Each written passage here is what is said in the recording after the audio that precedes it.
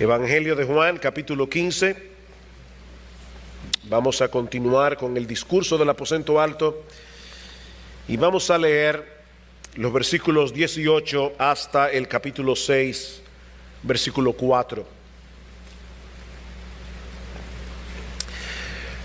Si el mundo os aborrece, sabed que a mí me ha aborrecido antes que a vosotros. Si fuerais del mundo, el mundo amaría lo suyo, pero porque no sois del mundo, antes yo os elegí del mundo, por eso el mundo os aborrece. Acordaos de la palabra que yo os he dicho: el siervo no es mayor que su señor. Si a mí me han perseguido, también a vosotros os perseguirán. Si han guardado mi palabra, también guardarán la vuestra. Mas todo esto harán por causa de mi nombre, porque no conocen al que me ha enviado. Si yo no hubiera venido ni les hubiera hablado, no tendrían pecado, pero ahora no tienen excusa por su pecado. El que me aborrece a mí, también a mi Padre aborrece. Si yo no hubiese hecho entre ellos obra que ningún otro ha hecho, no tendrían pecado, pero ahora han visto y han aborrecido a mí y a mi Padre. Pero esto es para que se cumpla la palabra que está escrita en su ley: sin causa me aborrecieron. Pero cuando venga el Consolador, a quien yo os enviaré del Padre, el Espíritu de verdad, el cual procede del Padre, Él dará testimonio acerca de mí. Y vosotros daréis testimonio también, porque habéis estado conmigo desde el principio. Estas cosas os he hablado para que no tengáis tropiezo. Os expulsarán de las sinagogas, y aún viene la hora cuando cualquiera que os mate pensará que rinde servicio a Dios, y harán esto porque no conocen al Padre ni a mí. Mas he dicho estas cosas para que cuando llegue la hora os acordéis de que ya os lo había dicho. La Reina Valera tiene un título en medio del versículo. Olvídense de ese título y sigamos leyendo. Esto no os lo dije al principio, porque yo estaba con vosotros. Si hay algo, hermanos, que distingue a nuestro Señor Jesucristo de muchos predicadores en el día de hoy, es que el Señor siempre fue claro al presentar lo que podríamos llamar los aspectos incómodos, los aspectos difíciles del cristianismo. Por ejemplo, al final del capítulo 9 del Evangelio de Lucas se narra la historia de 3 individuos que expresaron abiertamente su deseo de seguir a Jesús. Yo estoy seguro que si eso ocurriera hoy en muchas iglesias, los bautizarían de inmediato. Pero el Señor prefiere ponerle algunas trabas. Y dice Lucas que cuando uno de ellos le dijo: Señor, te seguiré a donde quiera que vayas. ¿Qué más podemos esperar? ¡Qué buen testimonio! Jesús le dijo: las zorras tienen guaridas y las aves de los cielos nidos, mas el Hijo del Hombre no tiene donde recostar su cabeza. En otras palabras, ¿tú estás seguro de que tú me quieres seguir a mí? Dijo a otro: sígueme. Él dijo: Señor, déjame que primero vaya y entierre a mi padre. Jesús le dijo: no deja que los muertos entierren a sus muertos, y tú ve y anuncia el reino de Dios. En otras palabras, déjame ponerte algo bien claro. Si tú decides seguirme a mí, tienes que ponerme a mí por encima de toda atadura familiar. ¿Tú estás seguro que tú quieres seguirme? Entonces también dijo otro: te seguiré, Señor, pero déjame que me despida primero de los que están en mi casa. Y Jesús le dijo: ninguno que poniendo su mano en el arado mira hacia atrás es apto para el reino de Dios. Definitivamente no parece que Jesús estuviera muy ansioso por conseguir seguidores, porque este no es el tipo de mensaje que atrae a la mayoría. Y es lo mismo que encontramos en el capítulo 15 del Evangelio de Juan, que vamos a estudiar en la mañana de hoy. Hasta aquí, en el discurso del aposento alto, hemos estado considerando algunos de los grandes privilegios que disfrutan los cristianos. Hermanos, es glorioso ser cristiano. Nosotros tenemos una morada segura en la casa del Padre. Nosotros disfrutamos de una extraordinaria relación de intimidad con el Trino Dios. Estamos unidos a Cristo por la fe, como las ramas están unidas a la vid. Por causa de nuestra unión orgánica con Cristo, los cristianos producen frutos. Los cristianos estamos unidos unos a otros en una relación de amor y de comunión cercana. Y por si todo eso fuera poco, el Señor enfatiza el hecho de que los cristianos tenemos la certeza de que nuestras oraciones elevadas al Padre en su nombre serán respondidas.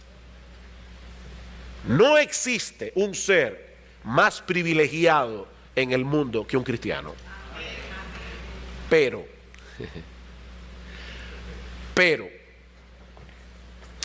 ahora el Señor quiere que consideremos con cuidado la otra cara de la moneda. Porque eso es verdad. Y seguirá siendo verdad cuando terminemos este mensaje. Pero lo cierto es, hermanos, que nosotros vivimos en un mundo hostil, en un mundo que odia, aborrece, persigue, rechaza a los cristianos por causa de nuestra unión con Cristo. Vean una vez más el versículo 18. Si el mundo os aborrece, sabed que a mí me ha aborrecido antes que a vosotros. Y cuidado, hermanos, no debemos leer ese sí condicional como si el Señor estuviera diciendo: supongamos por un momento que el mundo los aborrezca, porque existe la posibilidad de que eso ocurra. No, la forma como está escrito el pasaje da por sentado que el mundo nos aborrecerá. Y lo que el Señor quiere explicarnos es ¿por qué?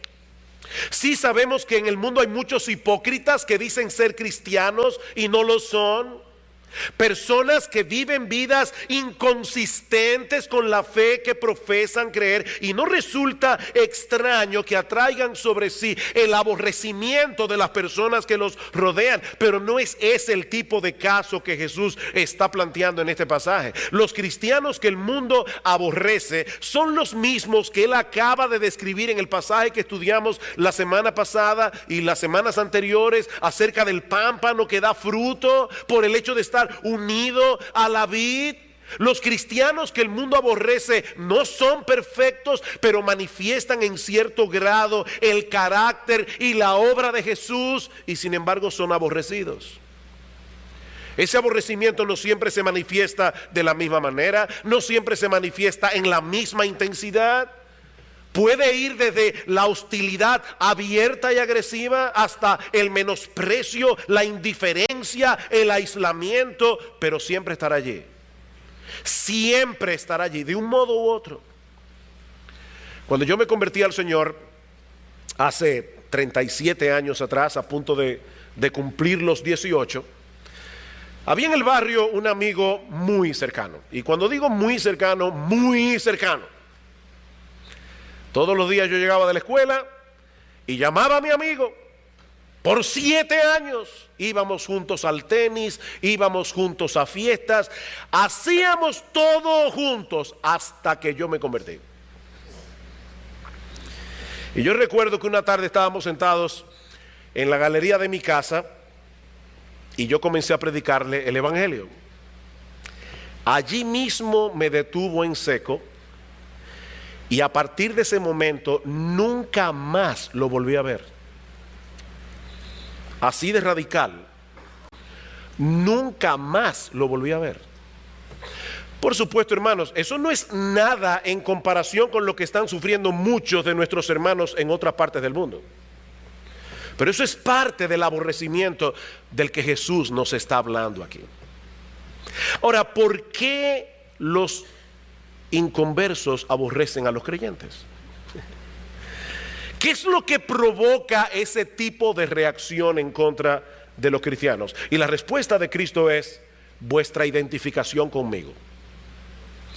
Todo nuestro problema con el mundo es nuestra identificación con Jesús. Vean otra vez el versículo 18. Si el mundo os aborrece, sabed que a mí me ha aborrecido antes que a vosotros. Si fuerais del mundo, el mundo amaría a los suyos, pero porque no sois del mundo, antes yo os elegí del mundo, por eso el mundo os aborrece. Acordaos de la palabra que yo os he dicho. El siervo no es mayor que su Señor. Si a mí me han perseguido, también a vosotros os perseguirán. Si han guardado mi palabra, también guardarán la vuestra. El Señor vuelve a traer aquí a colación algo que él había dicho a sus discípulos en el contexto del lavamiento de los pies. Recuerdan en Juan capítulo 13 versículo 16. Y es que el discípulo no puede ser mayor que su maestro. Si Jesús había asumido el papel de un siervo al lavar los pies de los discípulos durante la última cena, nosotros deberíamos asumir esa misma actitud de humildad, de servicio, pero ahora Cristo está aplicando ese mismo principio en otra situación.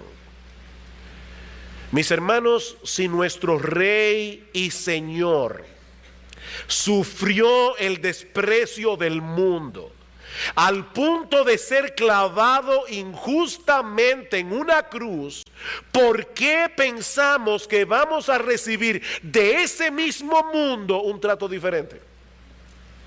¿Por qué? ¿Somos acaso nosotros mejores que Jesús?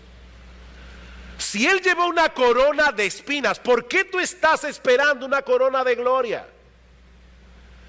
Dice en Mateo 10:25, si al padre de familia llamaron Belzebú, imagínense, al padre de familia le dijeron endemoniado, al padre de familia le llamaron el príncipe de los demonios. Eso le dijo el mundo a Jesús. Y ahora él se pregunta, ¿cuánto más a los de su casa? ¿Alguna vez te han llamado demonio a ti?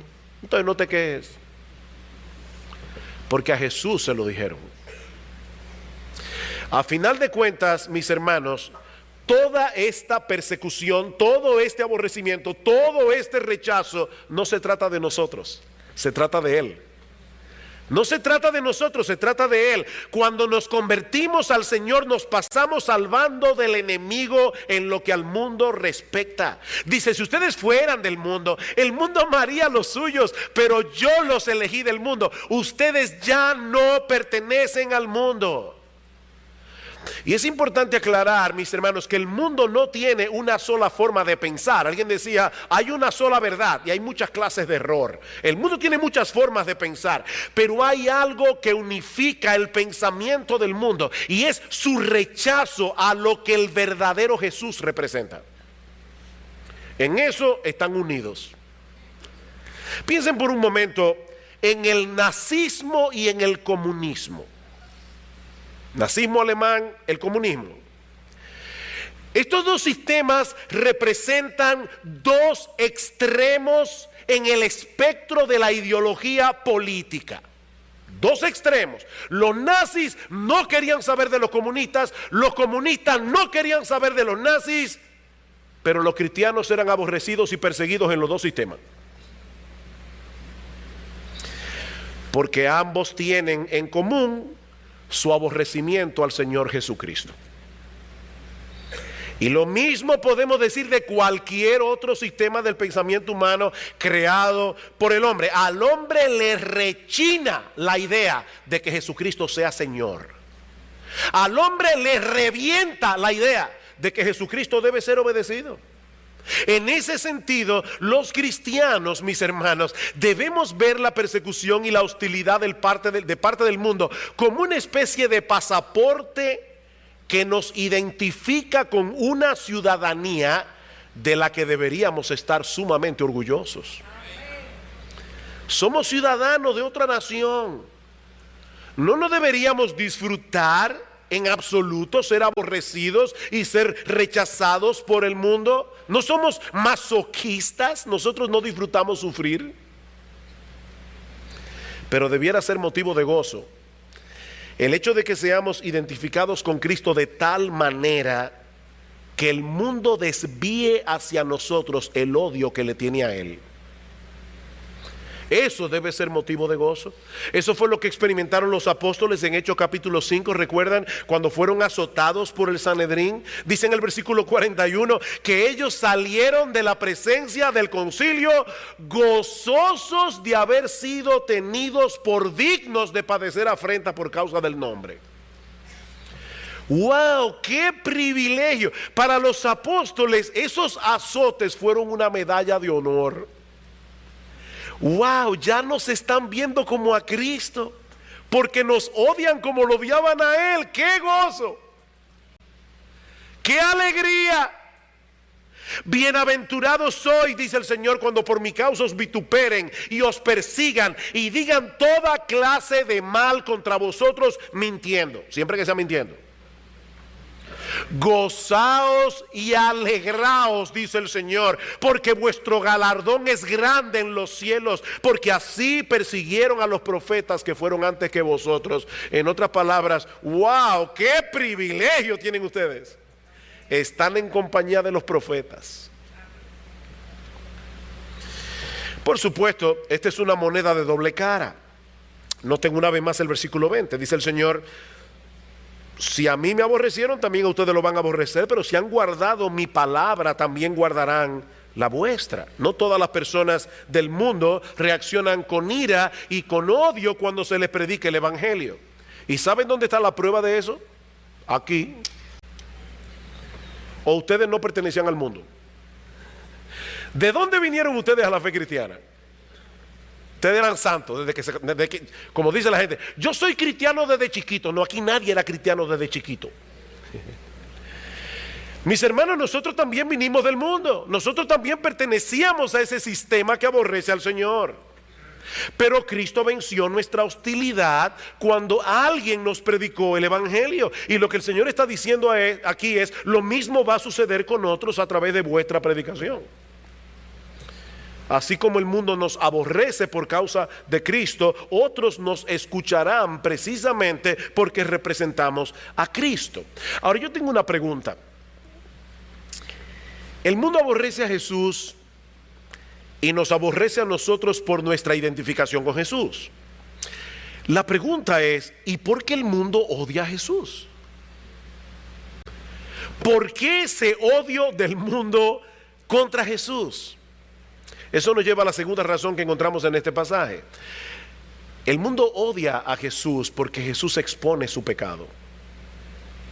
El mundo odia a Jesús porque Jesús expone su pecado. Noten el versículo 21. Mas todo esto harán por causa de mi nombre, porque no conocen al que me ha enviado. Si yo no hubiera venido ni les hubiera hablado, no tendrían pecado, pero ahora no tienen excusa por su pecado.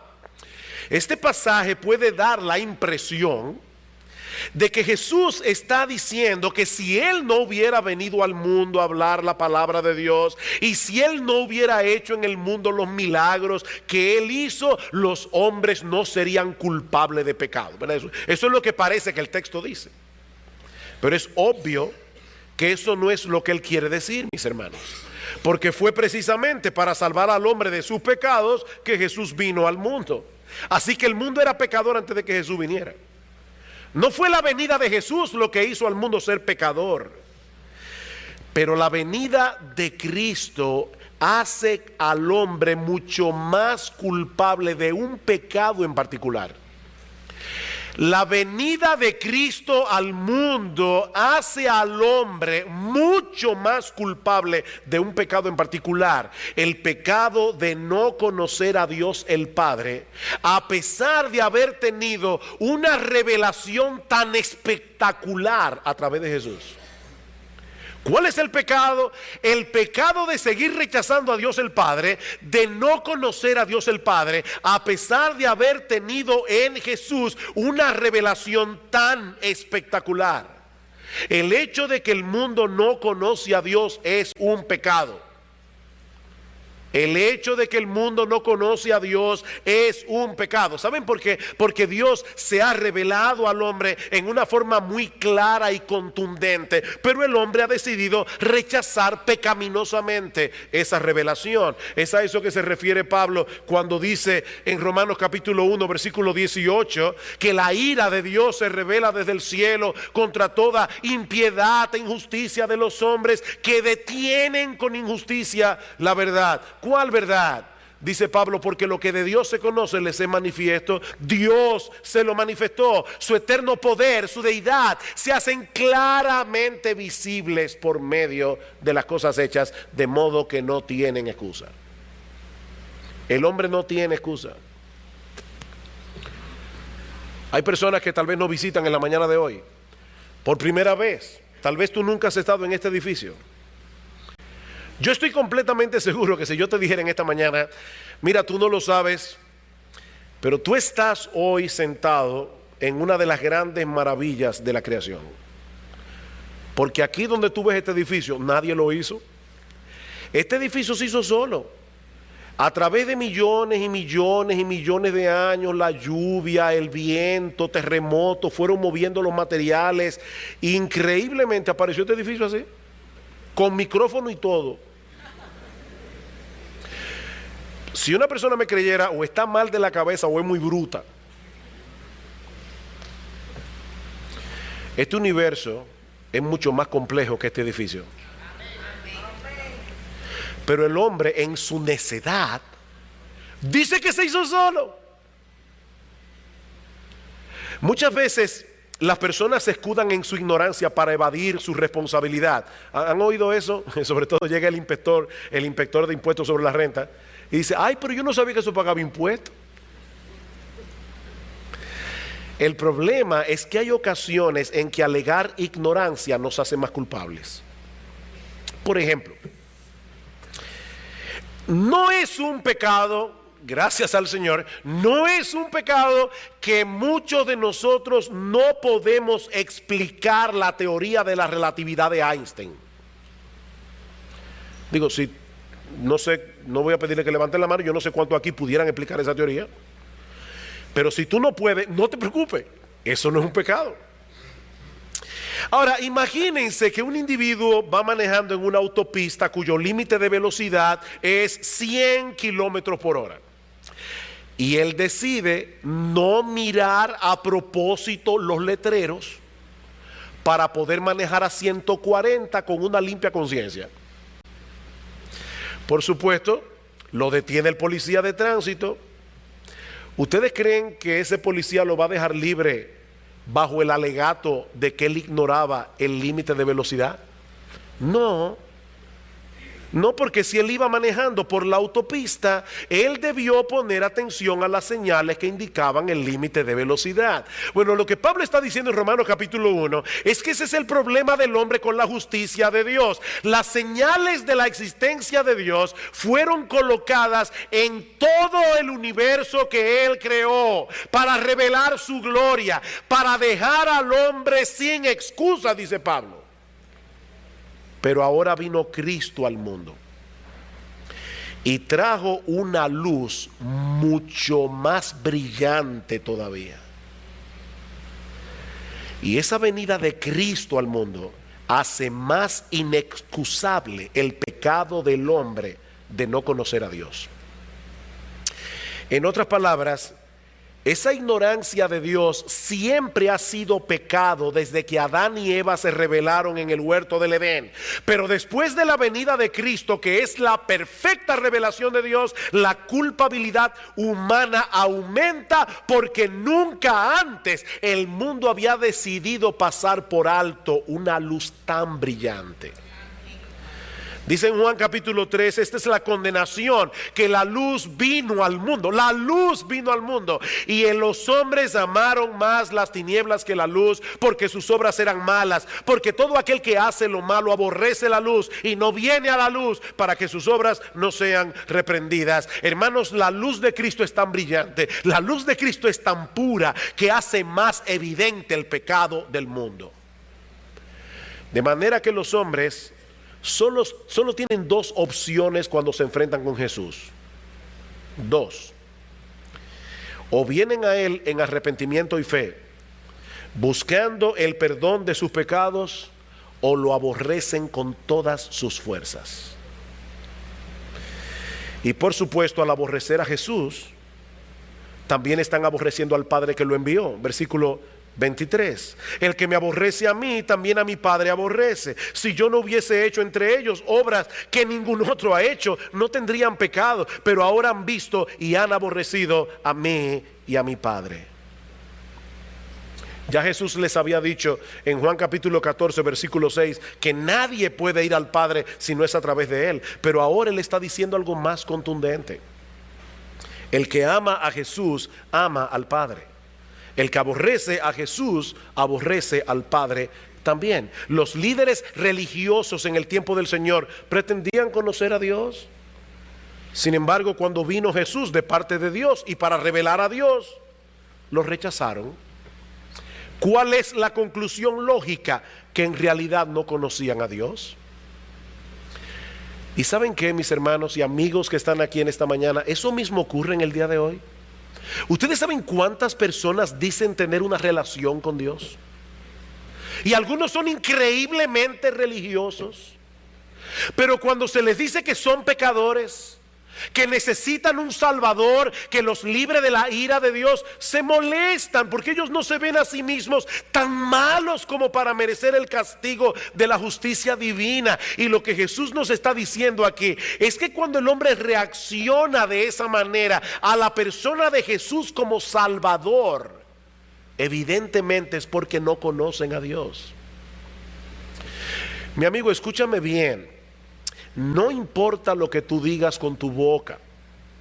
Si rechazas a Jesús, y déjeme hacer un paréntesis aquí. Si rechazas a Jesús, no como el amigo que puede resolver todos tus problemas terrenales, no como aquel que da paz. Hay personas que dicen: a mí Jesús me da tanta paz. No, yo no estoy hablando de ese Jesús. Yo no estoy hablando de esa mezcla de genio de la lámpara de Aladino con psiquiatra todopoderoso. Yo estoy hablando del Jesús que vino a salvar al hombre de su pecado, del Jesús que vino a salvar al hombre de las llamas del infierno. Si tú no crees en ese Jesús, estás evidenciando que perteneces al grupo de los que no conocen a Dios y estás abrazando deliberadamente la maldad y las tinieblas. Así de simple. Tú estás abrazando de corazón la maldad y las tinieblas. Ese es el pecado del que Jesús está hablando aquí. Mis hermanos, piensen en esto por un momento. Otra vez, ¿cómo es posible odiar a una persona como Jesús? Es comprensible que el nombre de Nerón, de Hitler, de Stalin provoque un profundo rechazo en el corazón. Pero ¿por qué una persona puede odiar a Jesús? Y otra vez, mi amigo, porque puedes estar sentado aquí y decir: no, pero yo no odio a Jesús. No sé, a mí me encanta la persona de Jesús. No, déjame explicarte algo. Es que con Jesús es todo o nada. O sea, si tú no le has entregado completamente, absolutamente tu vida a Jesús, tú odias a Jesús. Porque vuelvo y te repito, con Él no hay términos medios, es todo o es nada. O tú te has entregado a Cristo de corazón en arrepentimiento y fe, o tú eres de los que odian a Jesús. Así de sencillo. Bien, yo vuelvo al punto otra vez. ¿Y por qué una persona puede odiar a Jesús?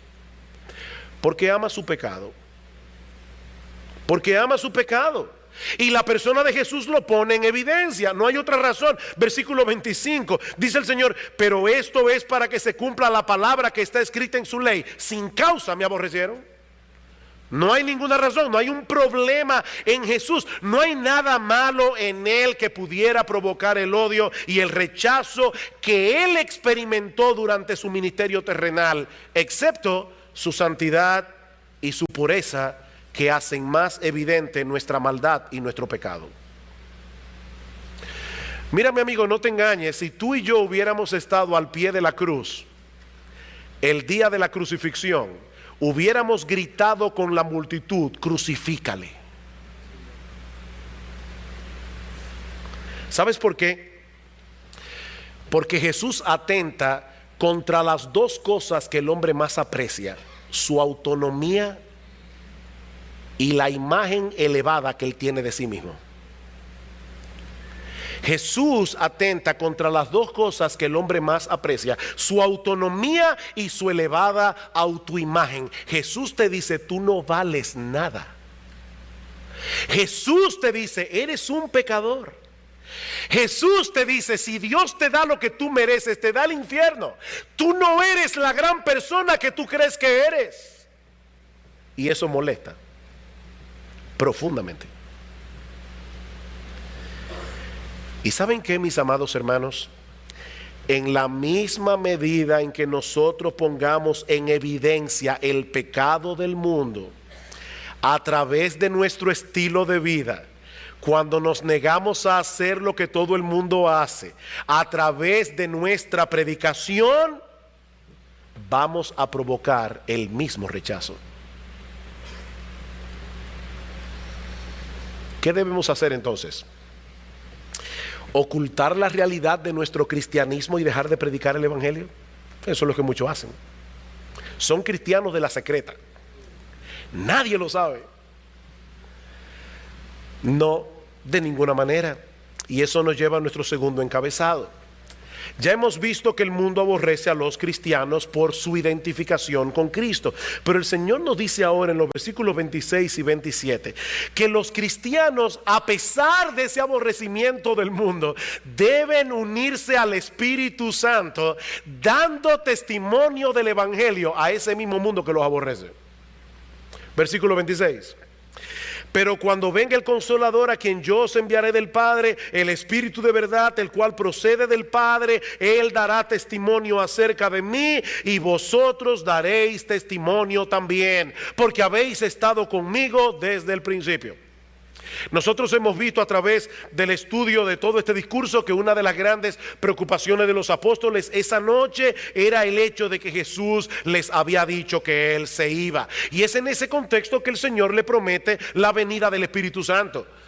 Dice en el capítulo 14, versículo 16: yo rogaré al Padre, os dará otro consolador para que esté con vosotros para siempre, el Espíritu de verdad. Pero ahora el Señor les hace ver que el Espíritu Santo no solo iba a venir al mundo a ayudar a los cristianos. El Espíritu Santo vendría también a dar testimonio de Jesús en el mundo. La semana que viene nosotros vamos a hablar de esto un poco más ampliamente cuando consideremos los versículos 7 al 11 de Juan 16. Por ahora es suficiente decir, hermanos, que no estamos solos en la tarea de llevar el evangelio al mundo. De hecho, si ustedes notan con cuidado otra vez los versículos 26 y 27 que acabamos de leer, ¿quién es el que hace la obra de dar testimonio de Cristo en el mundo? ¿El Espíritu Santo o los cristianos? ¿Quién es el que da testimonio? ¿Es el Espíritu Santo o son los cristianos? La respuesta es sí. Usted ha visto a esa persona y dice: ¿tú vas para el norte o vas para el sur? Sí. Bueno, ¿es el Espíritu o son los cristianos? Sí. Los dos. Los dos. Porque el Espíritu Santo es el que da testimonio de Cristo en el mundo a través de los cristianos. A través de los cristianos. Y es interesante notar la conciencia que tenían los creyentes de la iglesia primitiva de esa obra del Espíritu en medio de ellos. Cuando los apóstoles fueron presentados ante el concilio en Hechos capítulo 5 y los azotaron para que no siguieran predicando en el nombre de Jesús, los amenazaron. Noten lo que dice Pedro en el versículo 29 de Hechos 5. Respondiendo Pedro y los apóstoles dijeron: es necesario obedecer a Dios antes que a los hombres. El Dios de nuestros padres levantó a Jesús, a quien vosotros matasteis colgándole en un madero. A este Dios ha exaltado con su diestra por príncipe y salvador, para dar a Israel arrepentimiento y perdón de pecados. Y nosotros somos testigos suyos de estas cosas, y también el Espíritu Santo, el cual ha dado Dios a los que le obedecen. Nosotros somos testigos de estas cosas, pero también el Espíritu Santo. De hecho, cuando Esteban estaba cuando iba a ser apedreado, dice en Hechos capítulo 6 versículo 10 que ellos no podían resistir a la sabiduría y al espíritu con que hablaba. Y el espíritu ahí es con E mayúscula. Ellos no podían resistir al Espíritu Santo. Hermanos, ¿saben por qué el mundo no ha podido detener el avance del evangelio? Por más oposición que haya levantado y que seguirá levantando a través de la historia, porque no es una obra humana. No es una obra humana, mis hermanos. Eso es un misterio, pero es un tremendo aliento saber que cuando nosotros llevamos el evangelio, el Espíritu Santo está ahí, haciendo una obra, infundiéndonos amor por los perdidos, valor para predicar el evangelio, dándonos mansedumbre en medio de la provocación, trayendo a nuestras mentes las verdades de la palabra de Dios y un montón de cosas más. Y mientras Él está haciendo todo eso en nosotros, al mismo tiempo el Espíritu está obrando en las mentes y corazones de los que escuchan, dándoles convicción de pecado, abriéndoles los ojos, sembrando la palabra, ablandando sus corazones, dándoles nueva vida. Nosotros no sabemos que todo eso está sucediendo, pero Él está ahí, hermanos. Él está ahí haciendo una obra. Pero una vez más, el Señor no quiere darnos una impresión equivocada. Ese testimonio que los creyentes darán ante el mundo provocará en ocasiones una reacción extremadamente violenta y hostil. Capítulo 16 de Juan 15. Estas cosas os he hablado para que no tengáis tropiezo. Os expulsarán de las sinagogas, y aún viene la hora cuando cualquiera que os mate pensará que rinde servicio a Dios, y harán esto porque no conocen al Padre ni a mí. Mas he dicho estas cosas para que cuando llegue la hora os acordáis de que ya os lo había dicho. Esto no os lo dije al principio porque yo estaba con vosotros. Hay tres cosas aquí a la que deseo llamar vuestra atención. La primera es que el aborrecimiento del mundo hacia los creyentes, hermanos, puede llegar a niveles de mucha crueldad. El aborrecimiento del mundo hacia los creyentes puede llegar a niveles de mucha crueldad. Os expulsarán de las sinagogas, y aún viene la hora cuando cualquiera que os mate pensará que le rinde un servicio a Dios. Para nosotros que vivimos en Occidente puede darnos la impresión de que ese tipo de reacción contra los cristianos es cosa del pasado. Pero mis hermanos, eso no es así. Muchos expertos en misiones tienen la convicción de que durante el siglo XX y lo que vamos del siglo XXI ha habido más martirios de cristianos que en todos los siglos juntos que nos han precedido. Aún en la época del Imperio Romano, las persecuciones contra los cristianos eran focalizadas la mayoría de las veces. Eran lugares muy específicos. Y de hecho, a veces nosotros leemos acerca de las persecuciones del Imperio Romano y pensamos que todos los cristianos eran perseguidos. No, la mayoría de las veces eran los líderes a los que perseguían. Eran muy focalizadas. Pero hermanos, hay lugares en el día de hoy en que por años los creyentes han estado pagando un precio sumamente alto por causa de su fe. Las últimas estadísticas que estuve leyendo la semana pasada nos dicen que en los países musulmanes radicales asesinan a un cristiano cada 5 minutos. En la purga de Mao murieron 12 millones de personas. Y muchos de ellos murieron por ser cristianos. Quiere el Señor que nosotros nunca tengamos que experimentar una persecución como esa. Pero hermanos, no olvidemos que el mundo en que nosotros vivimos aquí en Occidente no es menos malo ni menos peligroso que el mundo en el que ellos viven. Es el mismo mundo.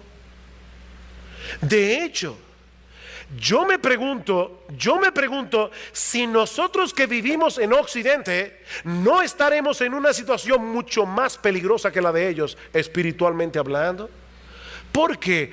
Porque para esos cristianos es evidente que el mundo no es su amigo. Para esos cristianos es evidente que están en un lugar peligroso. Ellos saben que el mundo no es su lugar de residencia permanente. Pero hermanos, nosotros que vivimos en una situación tan relativamente cómoda, fácilmente podemos ser confundidos, pensando que el mundo sí puede llegar a ser nuestro hogar después de todo. Debemos orar fervientemente por nuestros hermanos perseguidos. Debemos orar para que el Señor los consuele. Debemos orar para que el Señor los fortalezca en medio de sus tribulaciones. Aún debemos pedir, Señor, que cesen las persecuciones en algunos lugares.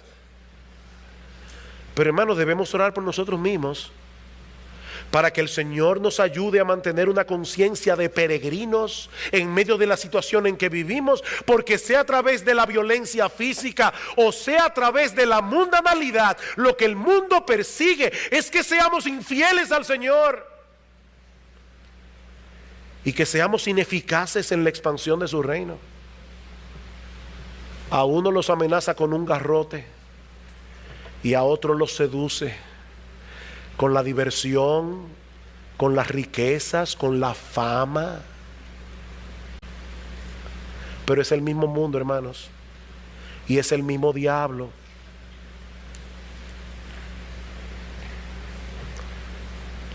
Por otra parte, nosotros vemos en este pasaje que la distorsión del pensamiento del mundo es tal que en ocasiones los cristianos serán llevados a la muerte en el nombre de Dios. En el nombre de Dios, por personas que no conocen a Dios. Dice, os expulsarán de las sinagogas y aún viene la hora cuando cualquiera que os mate pensará que le rinde un servicio a Dios. Cuando el arzobispo Cranmer fue quemado en la hoguera, se celebró un culto de adoración a Dios, dando acción de gracias por haber eliminado un hereje. Pensará que rinden servicio a Dios. Pero harán esto, dice Cristo, porque no conocen al Padre ni a mí.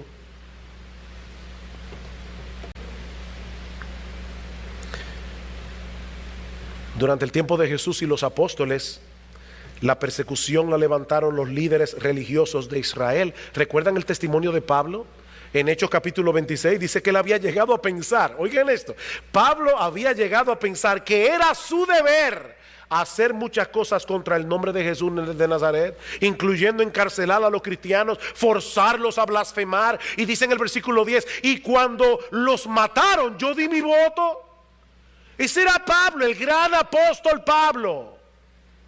Yo creía que era mi deber atacar a los cristianos en el nombre de Dios. Los mataba para la gloria de Dios. Ocurrió durante la Edad Media con la famosa Santa Inquisición de la Iglesia Católica Romana.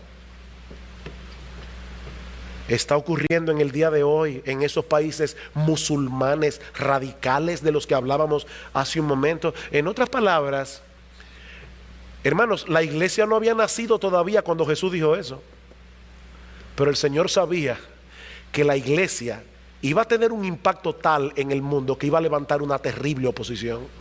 Él ya lo sabía. Por otra parte, también debemos notar en este texto que el Señor no nos dice estas cosas para asustarnos. No. El Señor no nos dice estas cosas para asustarnos. Él nos dice estas cosas para que mantengamos nuestra firmeza, aún en el contexto de la peor hostilidad. Dice en el versículo 1, estas cosas os he hablado para que no tengáis tropiezo. Y en el versículo 4, mas os he dicho estas cosas para que cuando llegue la hora os acordéis de que ya os lo había dicho. Esto no os lo dije al principio porque yo estaba con vosotros. ¿Qué es lo que el Señor está diciendo ahí? Que mientras Jesús estaba en la tierra, durante su ministerio terrenal, todo el odio del mundo se volcó hacia Jesús, no hacia los apóstoles. Pero ahora Jesús le dice, ya yo me voy. Ahora todo ese odio que el mundo me tenía a mí, lo van a volcar contra ustedes. Yo no les dije esto al principio, dice Jesús, porque no era necesario. Además, yo estaba aquí para consolarlos. Pero sepan ahora que todo el aborrecimiento del mundo se va a volcar contra ustedes por seguirme a mí. Él sabía que los discípulos iban a ser el blanco de ataque directo del mundo, y el Señor se los advierte para que no los tome desprevenidos y eso fuera un tropiezo para su fe. En la parábola del sembrador, el Señor dice que algunos oyentes de la palabra son como un terreno superficial en el que cae la semilla. Al momento la reciben con gozo. Hay personas que vienen a la iglesia y dicen, ay, qué lindo el evangelio. Eso es lo que yo estaba buscando toda mi vida. Yo quiero ser cristiano.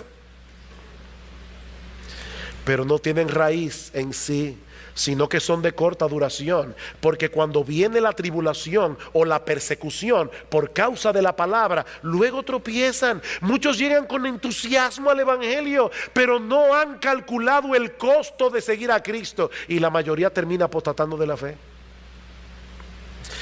Mi amigo, déjame decirte algo, la salvación es un regalo de gracia. ¿Sabes lo que eso significa? Que a ti no te va a costar nada. Cristo pagó el precio. Como hemos dicho muchas veces, la salvación es por obras, pero es por la obra de Él, no por la tuya. Él ya hizo todo lo que era necesario para que nosotros podamos ser salvos. La salvación es gratis. Pero el que quiera seguir a Cristo tiene que entender que ese camino pasa primero por la cruz antes de llegar a la gloria. La salvación es gratis, pero el camino que lleva al cielo pasa primero por la cruz.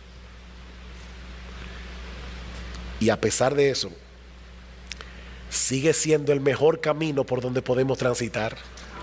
A pesar de eso, miren, hermanos, si nosotros leemos esta porción del evangelio aislándola de su contexto, podemos llegar a la conclusión equivocada de que se trata de un pasaje muy deprimente.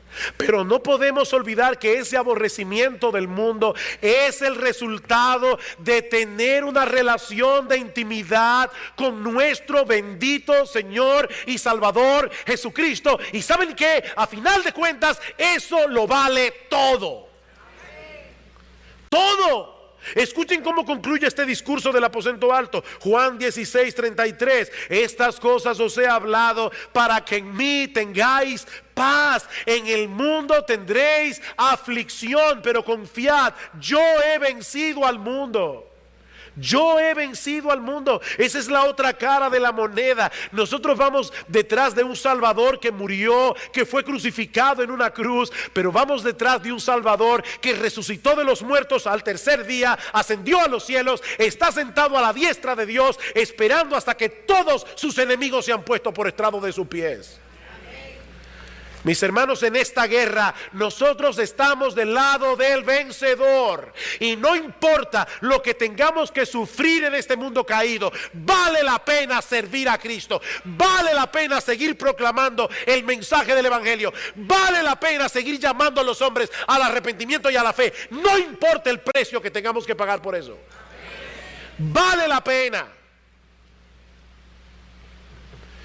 Cuando estemos en la presencia del Señor y veamos las cosas desde la perspectiva de la eternidad, nos vamos a dar cuenta que mucho de lo que la gente llamaba una vida exitosa fue una pérdida de tiempo. Hay mucha gente perdiendo el tiempo. Hay muchos cristianos perdiendo el tiempo. A finales del siglo XIX hubo un hombre muy rico que impactó mucho mi vida cuando leí su testimonio hace años atrás. Se llamaba C.T. Studd, con un futuro brillante en el mundo de los deportes, pero conoció al Señor a través de la predicación de Moody, le dio la espalda a sus riquezas, totalmente, le dio la espalda a la fama y decidió servir al Señor como misionero durante décadas, primero en China, luego en África, en medio de situaciones sumamente adversas. Studd escribió en uno de sus escritos: algunos quieren oír el sonido tierno de la campana en la iglesia o en la capilla. Ay, me encanta, y ahora con aire mejor. Yo, dice él, quiero abrir salidas de emergencia a un palmo o dos del espantoso infierno. Él pudo haberse quedado en Inglaterra y disfrutar de su dinero, pero dice, no, yo prefiero pasarme la vida abriendo salidas de emergencia a un palmo o dos del espantoso infierno. Y yo me imagino que cuando Studd tomó esa decisión de servir a Cristo en el campo misionero, dejando atrás una vida cómoda, segura, a muchos tiene que haberle parecido una locura. Pero también me pregunto, ¿cuántos habrán encontrado esa salida de emergencia? Porque hubo un hombre que tomó la decisión correcta sin importarle el costo. Queridos hermanos, ¿saben cuál es la gran lección de este pasaje? Que Jesucristo es glorioso. La gran lección de este pasaje es que Jesucristo es tan glorioso,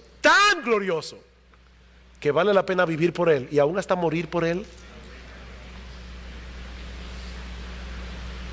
Cuando en Juan capítulo 6 muchos de los discípulos volvieron atrás, Cristo le dice a los apóstoles, ¿ustedes se quieren ir también? Esa respuesta de Pedro, Señor, ¿a quién iremos? Señor, ¿a quién iremos? Nosotros hemos creído que tú eres el Cristo, nosotros hemos creído que tú eres el Hijo del Dios viviente. Lo que nosotros hemos creído de ti, Señor, nos dice, vale más la pena quedarnos aquí contigo, aunque tengamos que morir como mártires por esa causa. Señor, ¿a quién iremos?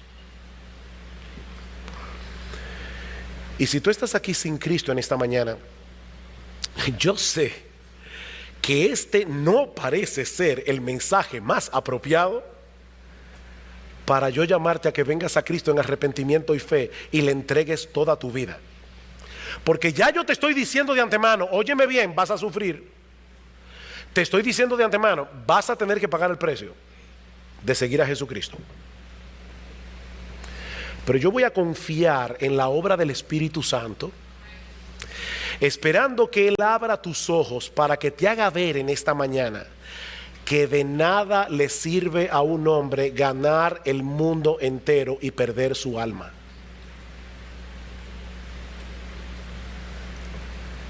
Yo voy a confiar en que el Espíritu Santo te va a abrir los ojos en esta mañana para hacerte ver que Jesucristo es precioso, para hacerte ver que en Él hay perdón de pecados, para hacerte ver que en Él está el don de la vida eterna, para hacerte ver que vale más la pena ser amigo de Jesús y enemigo del mundo que ser amigo del mundo y enemigo de Jesús. Pero recuerda, no se puede estar en los dos bandos al mismo tiempo.